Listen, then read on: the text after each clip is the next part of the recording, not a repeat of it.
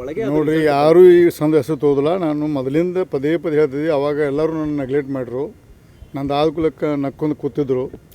ಇವತ್ತು ಒಬ್ಬರಿಗೆ ಬಂದಿದೆ, ಇವತ್ತು ನನಗಾಗಿದೆ. ಸಿದ್ದರಾಮಯ್ಯಗೂ ಬರ್ಬೋದು, ಪರಮೇಶ್ವರ್ ಬರ್ಬೋದು. ದಯವಿಟ್ಟು ಗೃಹ ಸಚಿವರು ಮತ್ತು ಮುಖ್ಯಮಂತ್ರಿಗಳಿಗೂ ಇದು ಪಕ್ಷಾತೀತವಾಗಿ ಒಂದು ಇತಿಸಿರಿ ಆಡಬೇಕಲ್ಲಿ ಅವ್ರ ಕೈ ಮುಗಿದು ಕೇಳ್ಕೊತೀನಿ ನಾನು.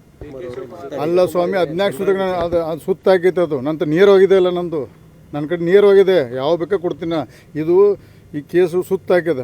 ಹಿಂಗೆ ಅಲ್ಲಿ ಮಾಡಿದ್ರೆ ನಾನು ನೇರವಾಗಿ ಡಿ ಕೆ ಮಾತಾಡ್ದೆ ಕೊಡ್ತೀನಲ್ಲ. ನನ್ನ ಬಗ್ಗೆ ಷಡ್ಯಂತ್ರ ಮಾಡಿದ್ದೆ, ನನ್ನ ಕಡೆ ಇದೆ. ಯಾವಾಗ ಆದರೆ ಮೀಡಿಯಮ್ ಎಲ್ಲ CBI ಕೋರ್ಟ್ ಕೊಡ್ತೀವಿ. ಇಲ್ಲಿ ನೋಡಿ SIT ಬಗ್ಗೆ, ಅವಾಗ SIT ಬಗ್ಗೆ ವಿಶ್ವಾಸ, ಇವಾಗ SIT ಬಗ್ಗೆ ವಿಶ್ವಾಸಿಲ್ಲ. CBI ಕೋರ್ಟು ಸಹಿತ ಹಾಲಿ ಸುಪ್ರೀಂ ನ್ಯಾಯಾಧೀಶ ಅದಕ್ಕೆ ಮಾನಿಟರ್ ಮಾಡಬೇಕು. CBI ಇರಲಿ, ಯಾವುದಕ್ಕೆ ಇದ್ರೆ ನೋಡಿರಿ. ಈ ಮಹಾನಾಯಕ ಭಾಳಷ್ಟು ಹಣದಲ್ಲಿ ಪ್ರಭಾವ ಅದಾನೆ. ಹಣ ಕೊಟ್ಟೆಲ್ಲ ಖರೀದಿ ಮಾಡ್ತಾನೆ, ಸೊಕ್ಕದ ಅವಾಗ. ಅದಕ್ಕೆ ಮಾಡೋ ದೇಶ ಕಾನೂನು ಉಳಿಬೇಕಾರೆ ಈ ಕೇಸಲ್ಲಿ ಫಿಕ್ಸ್ ಆಗಬೇಕು. ನೋಡಿರಿ, 4ನೇ ತಾರೀಕು ಹೇಳ್ತೀನಿ. ಬರೀ DK ಶಿವಕುಮಾರ್ ಅಲ್ಲ, ನಮ್ಮವರು ಹತ್ರಲ್ಲಿದ್ದಾರೆ. ಆಮೇಲೆ 4ನೇ ತಾರೀಕು ನಂತರ ಅದು ಬೇರೆ ಪರ್ಸನ್. ಈಗ ಯಾಕಂದ್ರೆ ಪ್ರಜ್ವಲ್ ರೇವಣ್ಣ ಕೇಸ್ ಸತತ 4 ವರ್ಷದಿಂದ ಭಾಳ ಕ್ವಶನ್ ಆಗಿದೆ. ಹಾಡು ನಾನು